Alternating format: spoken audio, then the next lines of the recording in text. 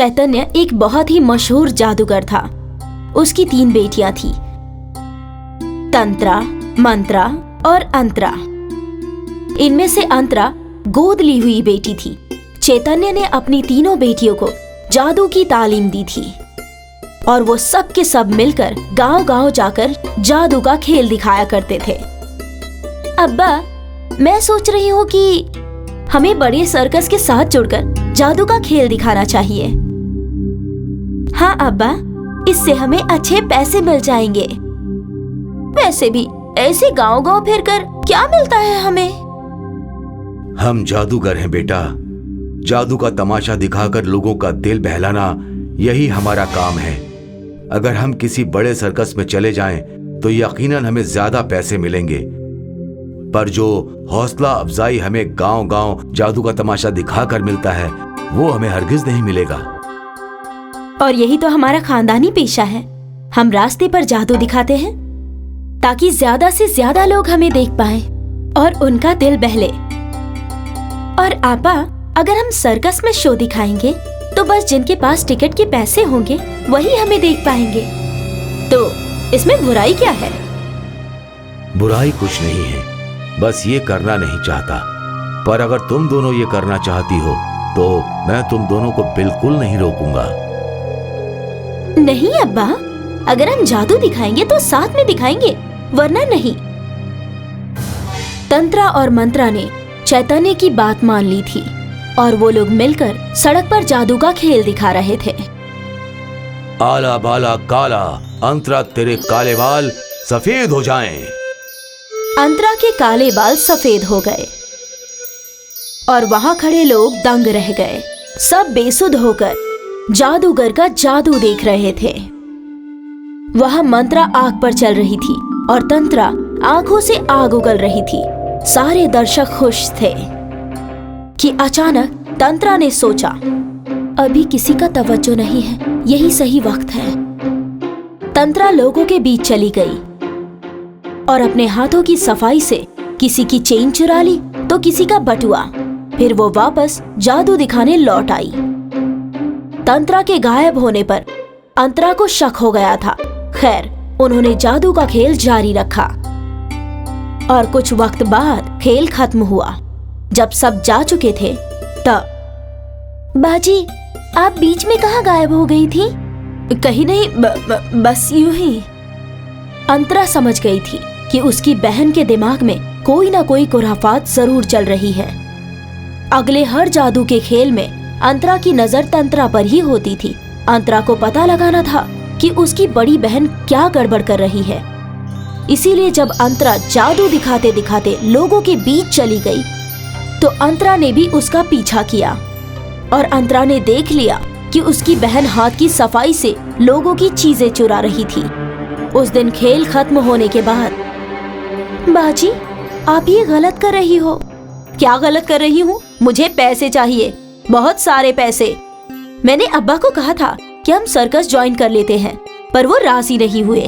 उन्होंने आपको रोका थोड़ी ना, आप चली जाएं, पर ऐसे नीच काम मत करें। तू मुझे मत सिखा कि क्या नीच है और क्या अच्छा। छोटी है, छोटी की तरह ही रह। तंत्रा अंतरा पर बरसकर चली गई। अब अंतरा उलझन में थी। क्या उसे ये चोरी की बात अब्बा को बताना चाहिए? अगर ये बात अब्बा को पता चले तो उन्हें बहुत बुरा लगेगा, वो मायूस हो जाएंगे। नहीं, मैं ये बात उन्हें नहीं बताऊंगी। अब मुझे खुद ही। अगले खेल से अंतरा तंत्रा को रोकने की कोशिश करने लगी।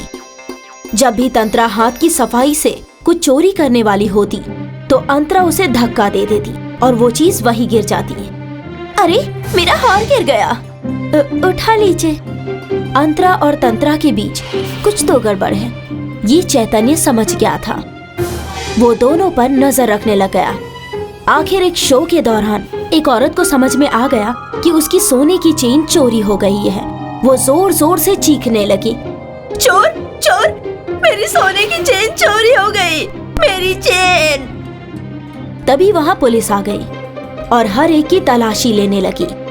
तंत्रा खौफजदा हो गई। उसने तुरंत वो चेन और सारा चोरी का सामान अंतरा के बैग में डाल दिया। जब सभी के बैग की तलाशी हुई तो पुलिस को वो सारा चोरी का सामान अंतरा के बैग से बरामद हुआ। ये किसका बैग है? तुम तीनों जादू के नाम पर चोरी करते हो। आज तुम तीनों को हवालात में डाल दूंगा। नहीं जनाब, ये मेरा बैग है और ये सारी चोरी मैंने की है। इसमें इन लोगों का कोई कसूर नहीं। ये सुनकर तंत्रा चौंक गई। अंतरा ने उसकी चोरियों का इल्जाम अपने सिर ले लिया था। उसे पछतावा हो रहा था। काश वो अंतरा की बात मान लेती। उस रात चैतन्य परेशान हो गया। जिस लड़की को मैंने अपनी औलाद की तरह पाला, आज उसने मुझे दगा दिया। सोचा था एक यतीम को प्यार से परवरिश दूंगा तो उसकी जिंदगी बेहतर हो जाएगी, पर इस लड़की ने तो मेरे नाम पर कालिख पोत दी। नहीं अब्बा, अंतरा कलंक है, कलंक। अंतरा नहीं, मैं कलंक हूँ। क्या मतलब? वो सारी चोरियां मैंने की थी। अंतरा को पता लग गया था। उसने मुझे समझाने की कोशिश भी की थी, पर मैंने एक ना मानी। आपका नाम खराब ना हो, इसलिए उसने चोरी का इल्जाम अपने सिर ले लिया। अंतरा, ये तूने क्यों किया? चैतन्य तंत्रा को पुलिस के पास ले गया। वहां उसने सारा सच बता दिया। पुलिस ने अंतरा को छोड़ दिया और तंत्रा को हवालात में डाल दिया। पर अब्बा बाजी, इसे इसकी गुनाहों की सजा जरूर मिलनी चाहिए। तुझे मैंने गोद लिया था, पर बेटा तूने आज जो किया है वो कोई सगी बेटी भी नहीं कर सकती। चैतन्य को अपनी गोद ली हुई बेटी अंतरा पर नाज था। कुछ सालों बाद तंत्रा भी सजा पूरी करके लौट आई और फिर 3 जादुई बहनें फिर से एक साथ जादुई शोज करने लगी। दिनों की बात है। तिब्बत पर हुकूमत करता था एक तिलिस्मी ज़ईफ इंसान। येन था उसका नाम। वो बहुत ही मोहब्बती और मददगार था। चंद रोज की गुफ्तगू है। येन अपने बिस्तर पर तशरीफ फरमा रहा था और तभी आसमान से सदा बुलंद हुई। येन, अब तुम्हारा खातिमा करीब है। येन इस तफद्दुक में तसव्वुर करने लगा कि मेरे बाद तिब्बत का क्या होगा। वो अपने तिलिस्मी प्याले के नजदीक गया और उसने फरमाया, तिलिस्मी, तिलिस्मी, प्याले तिलिस्मी, बताओ बताओ कौन है जो मेरे जैसा, जो मैं अपने उसे तख्त ताज दे सकूं। तिलिस्मी प्याले में वायु दिखा। वायु उड़ सकता था और वो हवा को काबू कर सकता था। वायु बहुत ही ताकतवर था। ये देखकर येन खुश हो जाता है और फिर यकायक वायु आग में तब्दील हो जाता है। आग के पास लपकों की कुव्वत है। आग उसे जला नहीं सकती और वो आग पर काबू कर सकता है। येन बहुत खुश हुआ। उसे लगा कि आग हवा से बेहतर है और तभी आग पानी में बदल गई। पानी के पास पानी की कुव्वत थी। वो पानी पर चल सकता था, बारिश बरसा सकता था। अब येन को समझ नहीं आ रहा था कि उसका तख्तो ताज कौन संभालेगा, आग, पानी या हवा।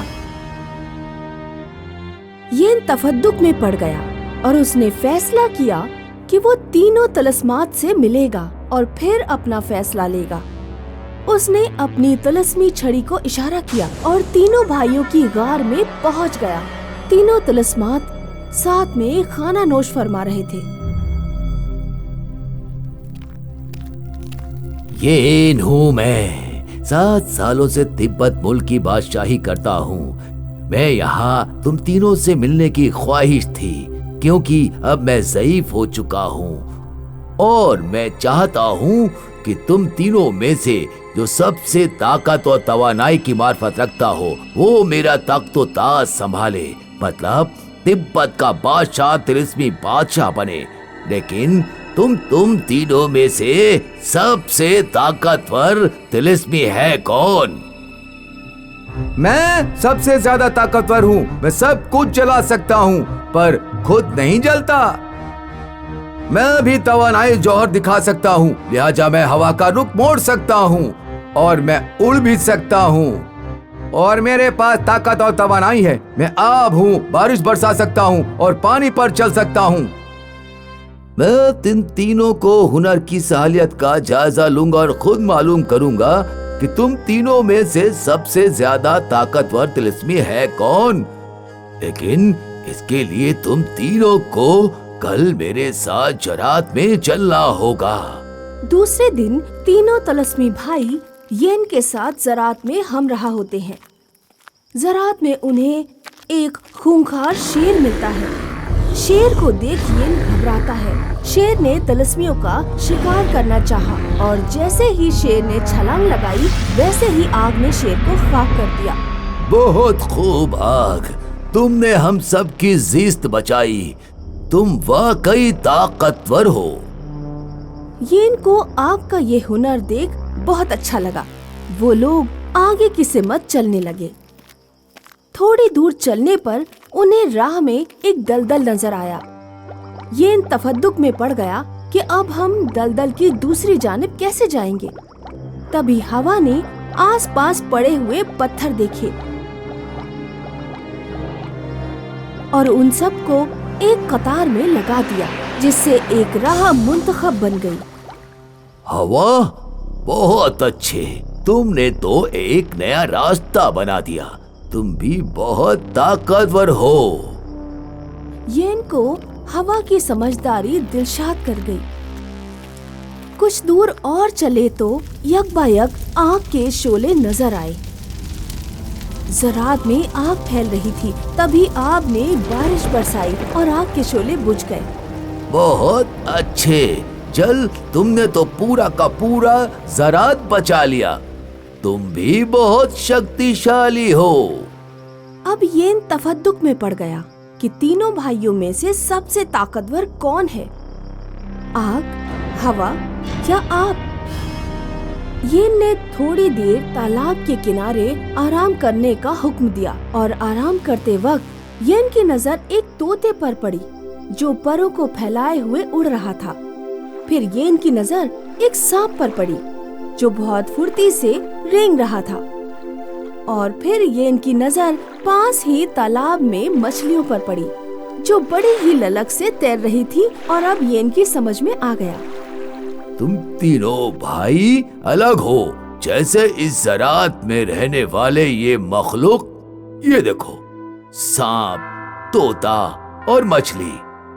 न सांप उड़ सकता है, न मछली रेंग सकती है और न तोता पानी में तैर सकता है। सबकी अपनी अपनी खासियत है। तुम तीनों के तीनों अपने अपने हुनर में मारिफत हासिल रखते हो। मैं तुम तीनों को तिब्बत ले जाऊंगा और तुम तीनों मेरी तख्तो ताज को संभालोगे। येन सबसे ज्यादा ताकतवर तिलिस्मी कौन है ये फैसला नहीं ले पाया क्योंकि तीनों अलग अलग पायदान पर थे। येन को ये समझ में आ गया कि वो तीनों भाइयों की बराबरी एक दूसरे से नहीं कर सकते क्योंकि तीनों तिलिस्मी अपने अपने हुनर के मारिफत रखते थे। इसीलिए कहते हैं कि अपनी अपनी ढपली और अपना अपना साज। हमें किसी और से बराबरी नहीं करनी चाहिए।